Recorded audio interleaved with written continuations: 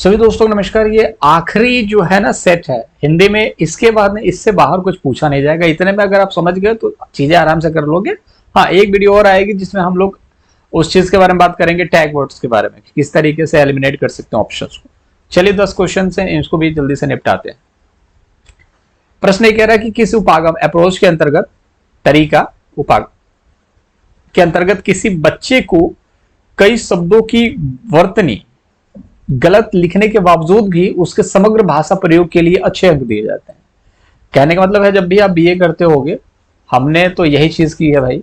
BA में ना question कुछ और पूछता है और साथ ही साथ उसके मिलते जुलते 2-4 लाइन लिखने के बाद आप कुछ भी लिख दो उसमें, ठीक है। तो कहने का मतलब ये है कि आपको ना कुछ चीजें, जैसे कि कुछ शब्द को आपने सही लिखा या गलत लिखा, उससे फर्क नहीं पड़ता। फर्क ये पड़ता है कि आपने उस चीज के बारे में कितना ज्यादा लिखा। तो पूरा एकदम भाषा का प्रयोग किया तरीके से, तो उसको बोला जाता है समग्र भाषा। राइट आंसर होगा आंसर नंबर फर्स्ट, ठीक है। अगर आपको ये लगता है कि कोई विद्वान है जो बीए करता है और एक टॉपिक के ऊपर 7 से 8 पन्ना लिख दे, 7 से 8 पेज लिख दे एक क्वेश्चन के ऊपर, तो ऐसा पॉसिबल नहीं है यार। कोई भी ऐसा विद्वान नहीं है। और आईएएस की जो तैयारी कर रहे हैं वो भी एक टॉपिक के ऊपर इतना नहीं लिख सकते, लेकिन वो लोग लिखने की प्रैक्टिस करवाते हैं ताकि बच्चा लिख सके, कितना सोच सकता है। तो इसी को बोला जाता है बीए, ठीक है। तो यहां पर देखो कि समग्र भाषा का प्रयोग होता है, answer number first right answer. और इसके लिए भी दिमाग चाहिए होता है। ऐसा नहीं है कि आप 7 से 8 पेज ऐसे ही लिख दोगे, कुछ ना कुछ तो दिमाग लगाओगे, तिकड़म लगाओगे। चलिए अगला प्रश्न है कि जब किसी विशिष्ट सूचना जो जानने के लिए कोई पाठ्य सामग्री पढ़ते हैं, जैसे कि कोई चीज आप पढ़ना चाहते हैं, बोला जाता है रिच डैड पुअर डैड एक पुस्तक है, उसको पढ़िए। क्यों पढ़िए? क्योंकि उसमें से कुछ जानोगे आप कि किस तरीके से अमीर बाप क्या होता है, गरीब बाप क्या होता है, पैसे की वैल्यू है भी कि नहीं है, ये सारी चीजें सीखना इंपॉर्टेंट है। तो उसके लिए आपने पुस्तक पढ़ी। तो इस किस प्रकार का पठन कहलाता है, इसको किस तरीके का पठन कहेंगे? तो अच्छा सवाल है, ठीक है। ऐसी चीजों को कैसे पढ़ोगे? सरसरी तौर पे पढ़ोगे, ठीक है। कोई पुस्तक सरसरी तौर पे, न्यूज़पेपर को कैसे पढ़ा जाता है? सरसरी तौर पे, ऊपर ऊपर हेडिंग देख लिया कि विराट कोहली ने लगाया 76वां शतक, ठीक है, और उसके अंदर पढ़ने की जरूरत नहीं है, सिर्फ आपने ऊपर ऊपर से पढ़ लिया। तो सरसरी निगाहों से पढ़ने को आप नॉलेज नहीं ले सकते। बारीकी से पढ़ोगे, हाँ, पाठ्य के बाहर जाना। आप जब पुस्तक के बाहर चले जाओगे तो क्या सीखोगे? विश्लेषण करना। आपने जाना ही नहीं तो विश्लेषण कैसे करोगे? विश्लेषण मतलब होता है चीजों को तोड़ करके सीखना, तोड़ करके समझना। तो किसी भी चीज को बारीकी से पढ़ोगे तो उस चीज के बारे में समझोगे। आंसर नंबर सेकंड होगा राइट आंसर। दो उत्पादक कौशलों में कौन सी शामिल है? उत्पादक कौशल, ठीक है। तो अच्छा प्रश्न है, ठीक है। उत्पादन कौशल, तो उत्पादन कौशल मतलब कि जिससे आपको पता चल जाए, ठीक है। उत्पादन मतलब कि जो उत्पादन वही होता है ना जो प्रोडक्ट है। तो प्रोडक्ट क्या होता है? अब देखिए, पठन, आप पढ़ रहे हो तो क्या कर रहे हो? अंदर ग्रहण कर रहे हो, ठीक है। पढ़ रहे हो तो क्या कर रहे हो? ग्रहण कर रहे हो। जैसे ये चीज है, ये पूरी चीज आपने अपने मन में पढ़ ली। तो पढ़ने के बाद मुझे तो पता नहीं आपने क्या क्या पढ़ा, मैं आपसे बोलता हूं कि इसको पढ़ लो, तो आपने क्या, आपने पता चला कि आप पढ़े ही नहीं, या फिर आपने सिर्फ क्वेश्चन पढ़ा, ऑप्शन नहीं पढ़ा। तो पठन में ये चीज होता है। लेकिन जब आपसे बोलूं लिखने के लिए, तो पूरा आपको लिखना पड़ेगा।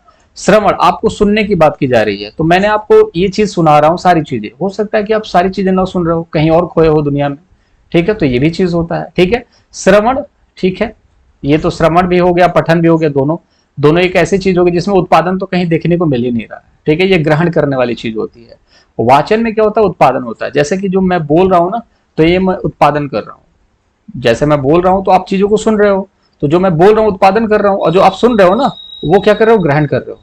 जो मैं लिख रहा हूं ना, ये मैं लिखना जो होता है ना, लिखना, तो ये मैं लिख रहा हूं तो क्या कर रहा हूं? उत्पादन कर रहा हूं।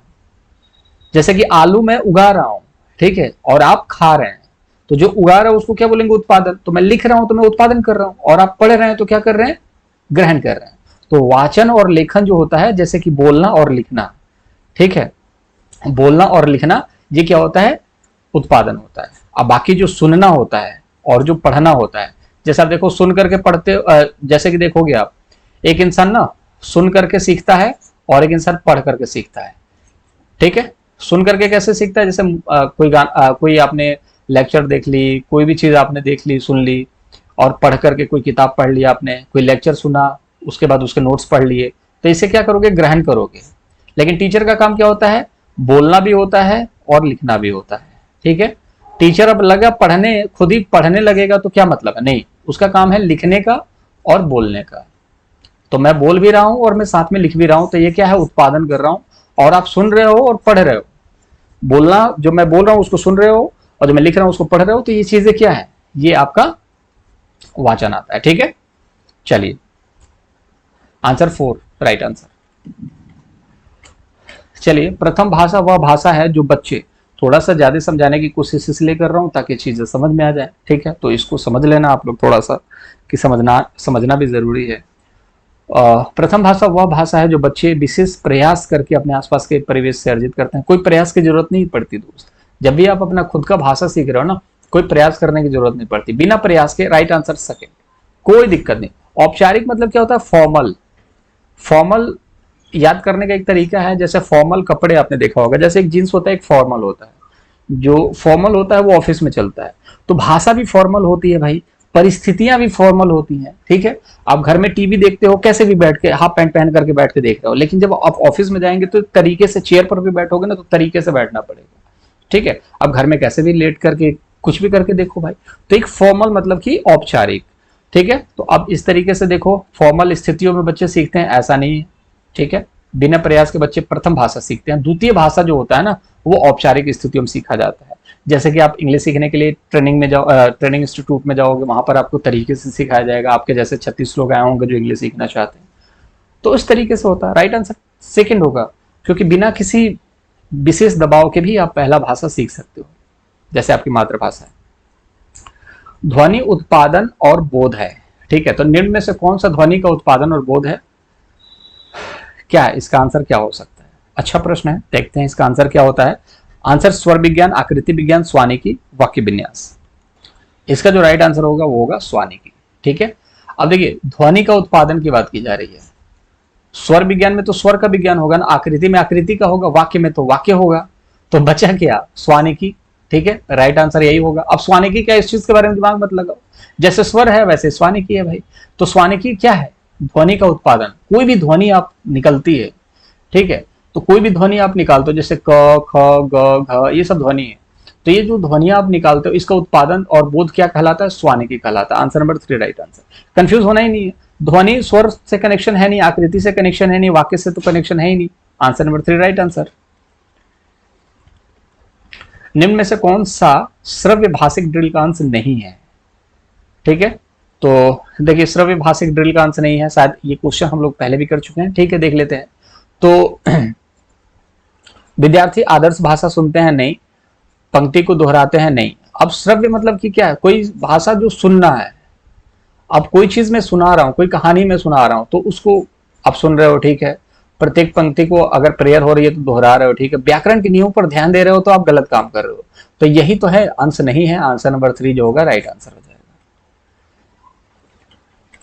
चलिए, निम्न में से कौन सा उपागम मुख्यतः प्रवाह को समुन्नत करता है, ठीक है, इंप्रूव करता है? तो कोई भी, अगर आप फ्लुएंसी की अगर बात करते हैं लैंग्वेज में, तो आपका कम्युनिकेशन अगर अच्छा है तो फ्लुएंसी आपका अच्छा है। तो कम्युनिकेशन ज्यादा से ज्यादा संप्रेषण करना पड़ेगा तो आपका फ्लुएंसी आएगा। Answer number 2 right answer. निम्न में से कौन सी गतिविधि अर्थ आधारित गतिविधि के अंतर्गत नहीं आएगी? तो पाठ के साथ अंतःक्रिया करना, पूर्व ज्ञान का इस्तेमाल करना, पढ़ना उसी वृत्तांत को दूसरे के सामने सुनाना, प्रत्येक शब्द को पढ़ना। तो कोई भी चीज देखो, कोई भी गतिविधि करते हो और उसमें अर्थ निकालना चाहते हो तो उसके साथ अंतःक्रिया करोगे। ठीक है, पूर्व ज्ञान को जोड़ोगे, बिल्कुल फैक्ट है ना। जैसे कि कोई भी चीज आप कोई भी अर्थ निकालना चाहते हो तो एक दूसरे के साथ इंटरेक्शन करोगे। जैसे कि आप फलों के बारे में पढ़ना चाहते हो, फलों का राजा आम, ठीक है, आप आम के बारे में बात कर रहे हो तो एक दूसरे दोस्तों के साथ बात करोगे। अब पहले आपने आम खाया होगा या फिर आप आम का पेड़ देखते हो तो उस चीज के बारे में आप डिस्कस करोगे, अर्थ निकालने की कोशिश करोगे। पढ़ना, फिर उसी वृत्तांत को दूसरे के सामने सुनाना। आपने दादा दादी से सुना, आपने उस चीज के बारे में पढ़ा और उसके बाद उस चीज को अंतःक्रिया के द्वारा एक दूसरे को समझाते हो, बताते हो। आपने अपने दादा सुना तो वो भी अपने दादा से सुना होगा, लेकिन प्रत्येक शब्द को पढ़ना। आप किसी भी शब्द को बार बार पढ़ोगे तो उससे अर्थ नहीं अनर्थ करने वाले हो। ठीक है, तो उससे कोई आप अर्थ निकाल तो लोगे लेकिन वो अंतःक्रिया में शामिल नहीं हो सकता है। अंतःक्रिया में शामिल करने के लिए क्या है कि आप इन सभी चीजों पर एक से शब्द पर फोकस ना करके पूरी, कहीं ना कहीं आप देखोगे ना तो पूरा निचोड़ पर फोकस करो, उसका सारांश क्या कहता है। ठीक है, आंसर नंबर जो होगा 4 राइट आंसर होगा, क्योंकि यहाँ पर नहीं पूछा गया है और नहीं में नहीं वाला आंसर जो होता है वो सही हो जाता है। चलिए, अधिगम योजना के बारे में क्या सही है? तो अधिगम योजना जो होती है वो लचीलापन का अभाव, गलत हो गया। लचीलापन होना चाहिए, अध्यापक केंद्रित नहीं होना चाहिए, बाल केंद्रित होना चाहिए। अगला प्रश्न है, ठीक है, इसका तो हो गया, ठीक है। अगला प्रश्न है 130 नंबर क्वेश्चन, गलतियों का विश्लेषणात्मक अध्ययन कहलाता है। इन सभी चीजों को हम लोग डिस्कस कर लिया है, तो इसको क्या बोला जाता है? त्रुटि विश्लेषण। आई होप 2-4 क्वेश्चन जो है रिपीट हो गए, बट कोई बात नहीं। अब मैं जो क्वेश्चंस लूंगा वो हम लोग टैग वर्ड के सेक्शन में लेंगे। तो ये कुछ हमारे क्वेश्चंस थे जिसको हम लोगों ने डिस्कस करा। गलतियों का विश्लेषण, विश्लेषणात्मक मतलब कि चीजों को तोड़ तोड़ करके। तो किसी भी गलती को तोड़ तोड़ करके देखते हो कि तुमने यार मैंने देखा तुम मार्केट में भी इस तरीके की बदतमीजी कर रहे थे, तुम घर में भी कर रहे हो, मम्मी से भी अच्छे से बात नहीं करते, बहन से भी, और भैया से भी बात नहीं करते ठीक से अपने। तो ये गलतियां देखा तुमने, देखा कि तुम साइंस में भी यही गलतियां कर रहे हो, नंबर कम आ रहे हैं, पढ़ाई नहीं करते हो। तो इन सभी गलतियों को विश्लेषित करते हैं पिताजी आपके, वो आपको तरीके से बिठाएंगे और सारी गलतियों को गिनवाते हैं। तो जब भी सारी गलतियों को विश्लेषित करना मतलब बीच से तोड़ तोड़ करके बहुत सारी गलतियों को निकाल देना, विश्लेषण होता है, उसी को बोला जाता है गलतियों का विश्लेषण करना। आंसर नंबर फर्स्ट होगा राइट आंसर, ठीक है। तो ये कुछ क्वेश्चन थे, हमने डिस्कस कर लिया। यहाँ पर आपको नोट्स मिल जाएगा, ठीक है। और बाकी सीडीपी के नहीं देखे हैं, ईवीएस के नहीं देखे हैं, अब मैथ्स के नहीं देखे हैं, तो आप देख लीजिए, चैनल पर सारी चीजें अवेलेबल हैं, ठीक है। चलिए, मुलाकात अगले वीडियो में करेंगे, अपना ख्याल रखेंगे, बाय।